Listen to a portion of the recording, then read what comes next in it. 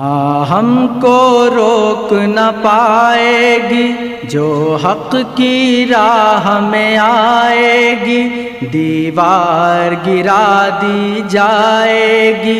ہم کو روک نہ پائے گی جو حق کی راہ میں آئے گی، دیوار نحمدہ ونصلی علی رسولہ الکریم، اما بعد۔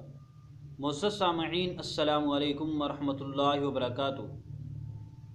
چند دن پہلے محمد بلال خان کی شہادت ہوئی اور اس پر مختلف حلقوں کی طرف سے مختلف باتیں کہی گئیں۔ بہت سارے لوگوں نے اس کے کام کو سراہا، اس کی تعریفیں کی، اس کے لیے دعائے خیر کی اور اس کو شہید کے لقب سے نوازا۔ واقعی وہ اسی کا مستحق تھا، لیکن وہیں پر کچھ لوگوں کو تکلیف بھی ہوئی، ہونی بھی چاہیے تھی، کیونکہ وہ ختم نبوت کے دشمنوں کے خلاف کام کرتا تھا، صحابہ کرام کے دشمنوں کے خلاف کام کرتا تھا، سیکولر بے دین لوگ ان کا ناطقہ بند کرتا تھا۔ ان کی تکلیف تو سمجھ آتی ہے کہ وہ ان کے خلاف کام کرتا تھا۔ کچھ اور لوگ بھی ہیں جن کو آپ پنجابی کا ایویں ہی کہہ لیں، وہ بھی اس کے خلاف ہوئے پڑے ہیں۔ اشرف آصف جلالی صاحب چیخ چیخ کر، زور لگا لگا کر اس کے خلاف باتیں کر رہے اور یہ کہہ رہے کہ ہمارے مسلک کو وہ یہ کہتا تھا، وہ فلاں جنگوی کو ماننے والا تھا، یزید کے بارے میں اس طرح باتیں کرتا تھا، اور اپنے شاگردوں کو بھی یہی پٹیاں پڑھا رہے، اس کو شہید نہ کہو، اس کے لیے دعا نہ کرو، وہ ایسا تھا، وہ ایسا تھا۔ آج ہم انشاءاللہ اس جلالی کو جواب دیں گے۔ اس سے پہلے تھوڑی سی بات محمد بلال خان پر کرتے ہیں۔ محمد بلال خان ایک نوجوان تھا جس کا سوشل میڈیا پر کافی کام تھا، اور انسان ہونے کے ناطے، جوان ہونے کے ناطے کچھ جذباتی باتیں بھی ہو جاتی تھی، ورنہ مجموعی طور پر وہ اچھا کام کرتا تھا۔ آپ کو یاد ہوگا کہ جب آسیہ ملونہ کا کیس چل رہا تھا تو اس نے وکیلوں کی پوری کانفرنس اپنے چینل پر دکھائی تھی، ان کے انٹرویو لیے تھے، ان سے گفتگو کی تھی، اور چھوٹی چھوٹی خبر دینداروں تک پہنچاتا تھا، اور سارے دجالی چینل بالکل اونگے شیطان بنے ہوئے تھے، اور ہمیں بھی جب ضرورت پڑتی تھی خبر دیکھنے کی اسی کے چینل کو دیکھتے تھے۔ اسی طرح قادیانیوں کی بات آتی ہے تو اس میں بھی وہ ان کے خلاف ٹویٹ کرنے میں، تحریر لکھنے میں آگے آگے ہوتا تھا، اور صحابہ کرام کے دشمنوں کے خلاف بات آتی تھی اس میں تو وہ مکمل طور پر ایکٹیو ہو کر ان کا مقابلہ کرتا تھا، اور اسی لیے اس کی شہادت کے بعد صحابہ کرام کے دشمنوں کو بھی خوشیاں مناتے دیکھا گیا ہے۔ باقی اگر اس سے زندگی میں کوئی بھول چوک ہو گئی تو اللہ تعالیٰ اس کو معاف فرمائے، اللہ تعالیٰ اس کی نیکیوں کو قبول فرمائے، اور بہت سارے علماء کا، دینداروں کا اس پر اعتماد کرنا، اس کے لیے دعا کرنا، اس کی تعریف کرنا اللہ کے ہاں بھی اس کی مقبولیت کی دلیل ہے۔ بہت سارے مسلکوں کے لوگوں نے بھی اس کی تعریفیں کی، لیکن کچھ یہ اشرف آصف جلالی جیسے لوگ بھی ہیں جن کو اصل تکلیف بلال خان سے نہیں ہے، علامہ خادم حسین رضوی سے ہے، اور بلال خان کا سہارا لے کر وہ خادم حسین صاحب پر برسنا چاہتا ہے۔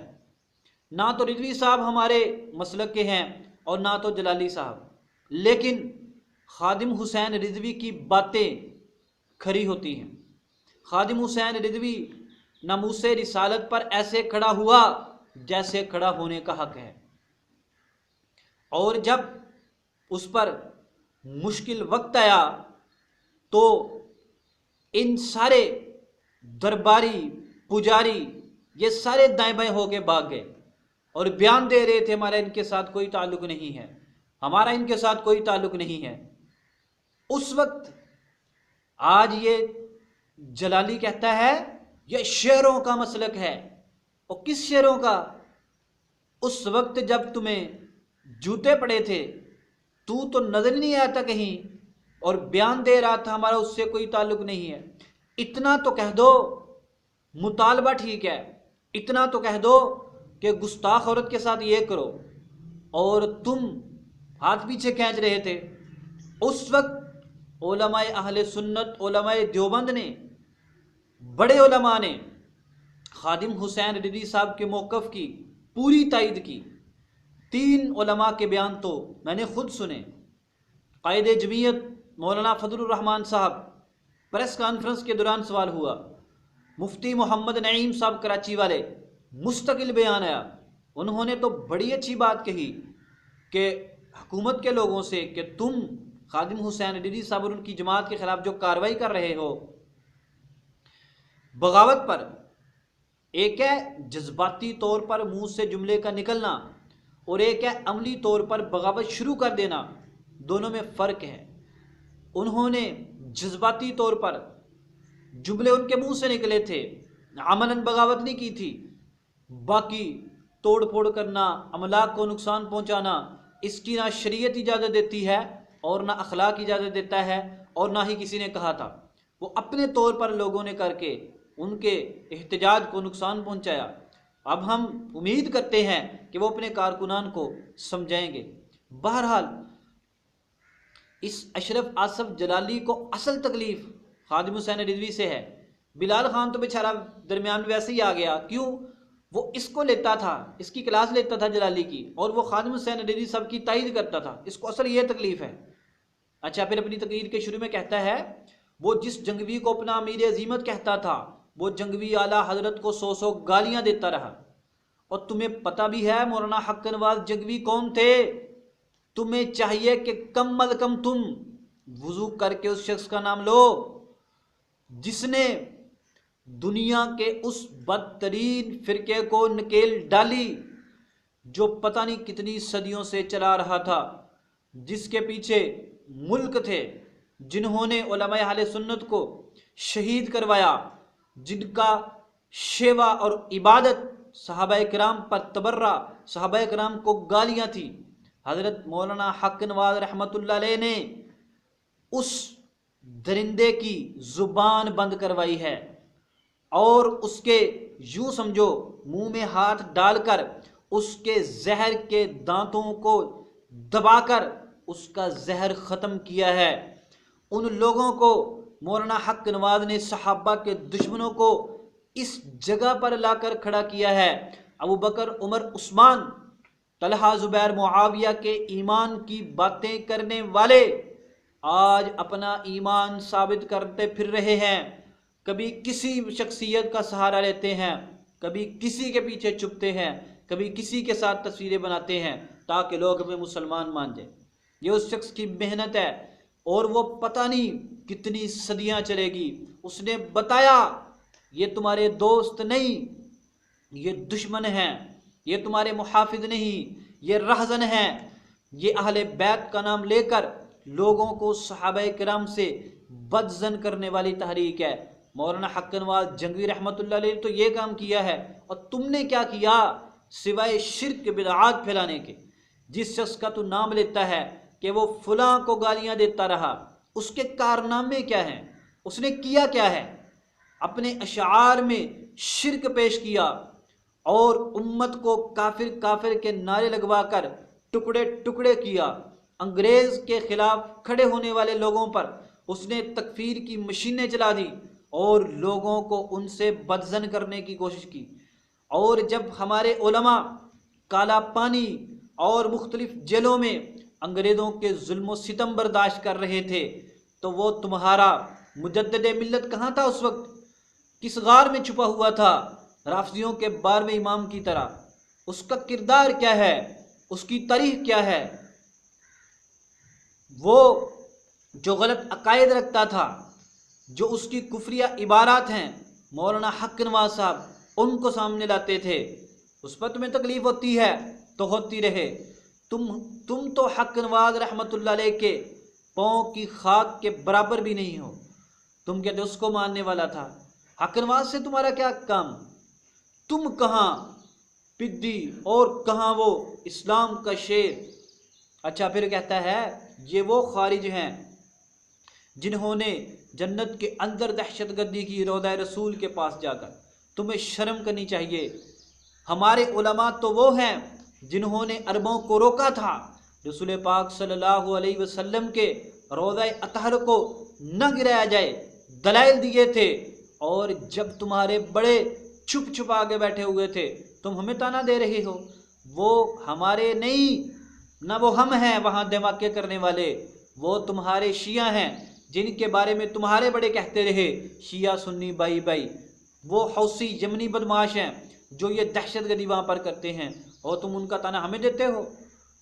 اچھا پھر یہ کہتا ہے مجھے گالیاں دیتا رہا، یہ میرے خادم حسین ہونے کی دلیل ہے۔ دیکھا یہ جو یہ لفظ بولتا ہے اس کے اندر سے پتہ چلتا ہے اصل بات یہ نہیں ہے، اصل بات تو خادم حسین کی ہے۔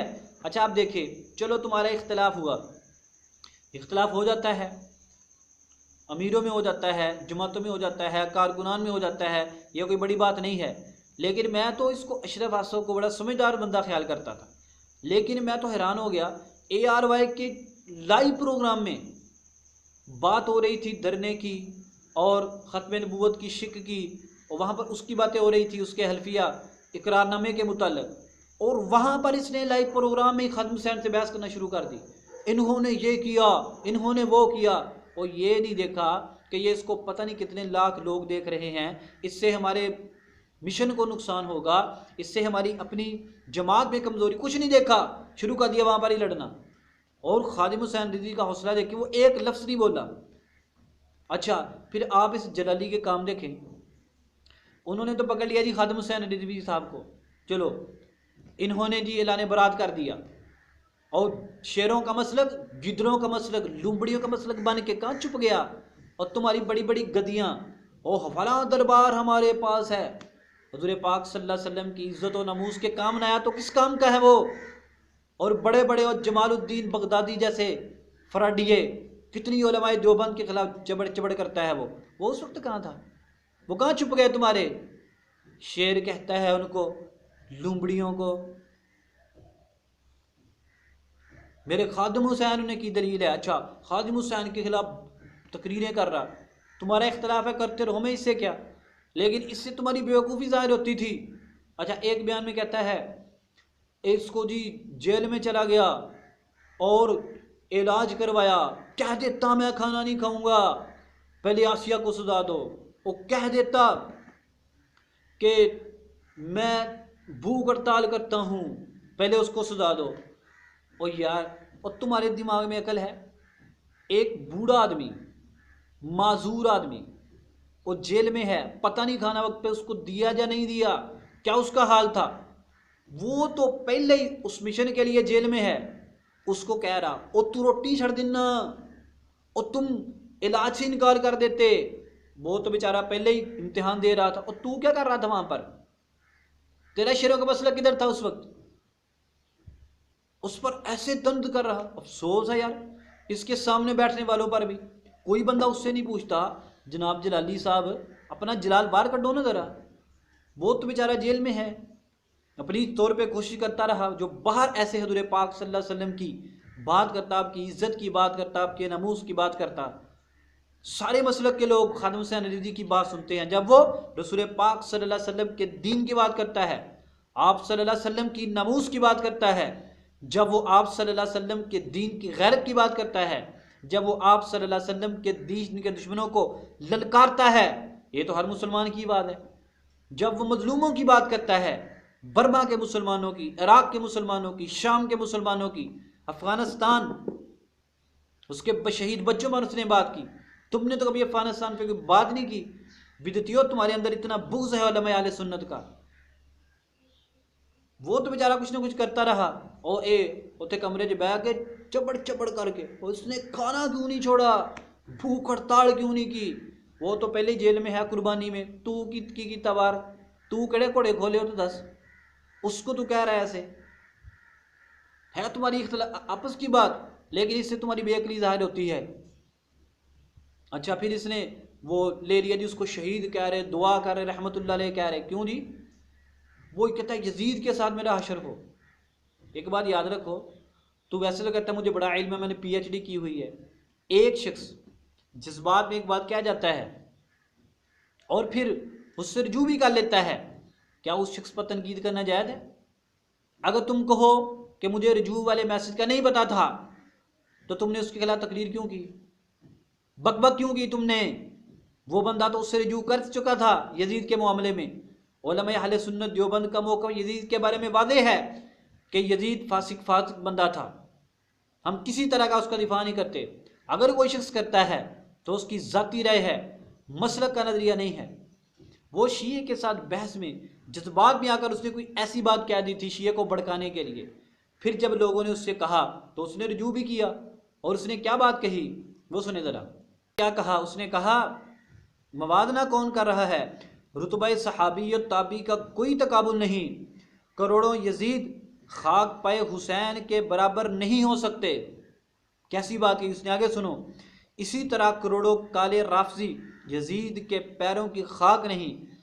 اللہ یزید کے ساتھ وہی سلوک کرے جو اس نے آل رسول صلی اللہ علیہ وسلم کے ساتھ کیا۔ تاہم اس بات پر یزید کی تکفیر کرنا، رافضیت کے لگائے گئے غلید اور کبیر الزامات منسوب کرنا قطعاً اہل سنت کا شعار نہیں۔ وہ کیا کہہ رہا ہے؟ وہ حضرت امام حسین رضی اللہ تعالیٰ عنہ کا کتنا بڑا درجہ بیان کر رہا، اور یزید کے بارے میں کیا کہہ رہا؟ وہ اپنی بات سے رجوع کر رہا۔ جس بات سے رجوع کر چکا ہے تم اسی کو لے کر تماشا بنا کے بیٹھ گئے کہ وہ یزید کا حمایتی تھا، یزید کا خادم تھا، اور وہ یزید کے ساتھ حشر کرنا چاہتا تھا۔ وہ ایک جذبات سے بات نکل گئی تھی جس سے وہ رجوع کر چکا ہے۔ اچھا تم اتنے یزید کے مخالف اور امام حسین کے حمایتیوں میں پتہ ہے، ایک حوالہ سنو انشاءاللہ ابھی تمہاری طبیعت ٹھیک کر دے گا۔ ایک بریلوی مولوی گزرا ہے عبدالسمیع رامپوری، اس نے کتاب لکھی بدعات کو رواج دینے کے لیے، بدعات کو دلائل فراہم کرنے کے لیے، انوار ساطعہ۔ علماء اہل سنت نے اس کا جواب بھی دیا ہوا ہے۔ اس کتاب میں ان کا وہ بڑا مولوی کیا لکھتا ہے سنیے ذرا۔ جلالی صاحب بلال کے خلاف بک بک بعد میں کرنا، وہ تو اللہ کے حضور جا چکا ہے، اور ہمیں تو ہماری شریعت منع کرتی ہے لا تسبوا الاموات، مردوں کو برا بلا مت کہو، اور تم نے اس کے خلاف محاذ گرم کر دیا، کچھ شرم کرو۔ سنو مولوی عبدالسمیع کیا کہتا ہے؟ کہتا ہے حضرت معاویہ رضی اللہ تعالیٰ عنہ صحابی تھے، ان کا بیٹا یزید تابعی تھا طبقہ وسطیٰ تابعین میں، وہ تابعی تھا طبقہ وسطیٰ تابعین کا، یعنی جس طبقہ میں حسن بصری اور ابن سیرین ہیں یہ اسی طبقہ میں تھا۔ قذافی تقریبی، انوار ساتیہ، صفحہ نمبر 71، ضیاء القرآن پبلیکیشن۔ اب بتاؤ جلالی صاحب یہ کون یزیدی نکلا؟ یزید تابعی، طبقہ وسطیٰ کا تابعی، اور ابن سیرین اور حضرت حسن بصری کی ٹکر کا تابعی کہا۔ اس نے تو ایک جذبات میں بات کہہ دی نا نوجوان نے، اور تمہارا یہ بندہ تو اپنی کتاب میں لکھ رہا، جس کتاب پر امام المشرکین والمبتدعین اور بدعات و شرک کے پیشوا کے مجدد کی تقریر بھی ہے، احمد رضا خان بریلوی کی، اس کی تقریر بھی ہے۔ اب اس کے بارے میں کیا کہو گے تم؟ اس پر تو بڑی جلدی بات کر دی، تو وہ تو بیچارہ رجوع کر چکا ہے، اصل یزیدی تم ہو وہ نہیں ہے۔ اس لیے ایسی باتیں کر کے اپنا معیار خراب نہ کرو، ان کا کوئی فائدہ نہیں ہے۔ جو بندہ دین کا کام کرتا ہے اس کو سپورٹ کرو، اس کے ساتھ تعاون کرو، اس کی اگر ضرورت ہے تو اصلاح کرو۔ مسلکوں کا تماشا بنا کر دین کو کمزور کرنا، اس فراڈ کو اب ختم کر دو۔